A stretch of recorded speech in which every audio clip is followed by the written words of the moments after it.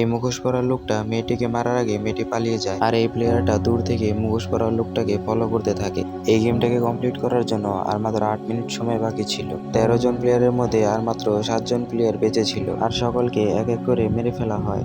আসলে এই গেমটার নিয়ম ছিল এরকম যে তোমাকে মুখোশ পরা লোকটির সামনে না পড়ে বোমটা ডিফিউজ করতে হবে। এখানে আরেকটি প্লেয়ার বোম খুঁজতে যায় এবং তাকে গুলি করা হয়। এখানে আরিস ওই প্লেয়ারটাকে বাঁচাতে চলে আসে এবং তাকে এখান থেকে নিয়ে যায়। এইখানে ক্যাভিরো সাহস করে মুখোশ পরা লোকটিকে মারার জন্য প্রস্তুত হয়ে যায়। তখনই আমরা আরেকটা প্লেয়ারকে দেখতে পাই যার নাম হচ্ছে আগুনি। আগুনি বলছিল ওই মুখোশ পরা লোকটির নাম হচ্ছে টাইগার, তার মানে ওই মাস্ক পরা লোকটার নাম এই গেমের মধ্যে টাইগার রাখা হয়। তখনই আগুনির আরেকটা সঙ্গী এসে পড়ে টাইগারকে মারার জন্য।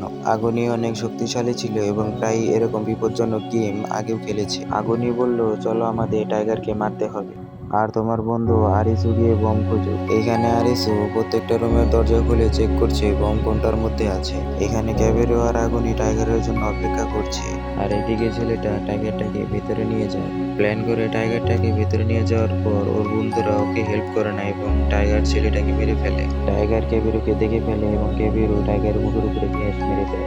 ক্যাভেরো টাইগারকে মারার চেষ্টা করে কিন্তু টাইগারের কিছু হয় না।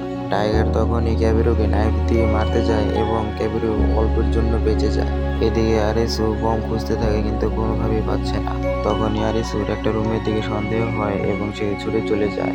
ঠিক ওই সময়ে আরেকটা প্লেয়ারও এই রুমটাকে সন্দেহ করে চলে আসে। সময় ছিল মাত্র 3 মিনিট, কিন্তু আরিসু দরজা খুলতে অনেক ভয় পাচ্ছিল। রুমের ভিতরে ঢুকে দেখে অনেক অন্ধকার। তখনই হুট করে পিছন থেকে টাইগার চলে আসে এবং ছেলেটি টাইগারটাকে শক দিয়ে বেহুশ করে দেয়। তখনই আরিসু বম ডিফিউজ করার রুমে চলে আসে। বম ডিফিউজ করতে হলে দুটি সুইচ একই সময় চাপতে হবে, কিন্তু আরিসু ওখানে একা ছিল। তখনই আরিসু আরেকজন প্লেয়ারকে ডাকে তাকে হেল্প করার জন্য। ঠিক তখনই যে টাইগারটিকে শক দিয়ে বেহুশ করা হয়েছিল সে টাইগারটি উঠে যায় এবং রুমের মধ্যে চলে আসে। আর এদিকে সময় ছিল মাত্র 1 মিনিট। 1 মিনিটের মধ্যে বম ডিফিউজ করতে না পারলে ব্লাস্ট হয়ে যাবে। আর এদিকে টাইগারটি আরিসুকে গুলি করতে যাচ্ছিল কিন্তু কোনোভাবে বেঁচে যায়। আর এদিকে মেয়েটি চলে আসে আরিসুর হেল্প করার জন্য। তখনই মেয়েটা টাইগারকে আবার শক দিয়ে বেহুশ করে দেয়। তখনই দেরি না করে দুজনে মিলে একই সাথে সুইচ অফ করে দেয় এবং 1 সেকেন্ড আগে সুইচে ক্লিক করে গেমটাকে কমপ্লিট করে দেয়।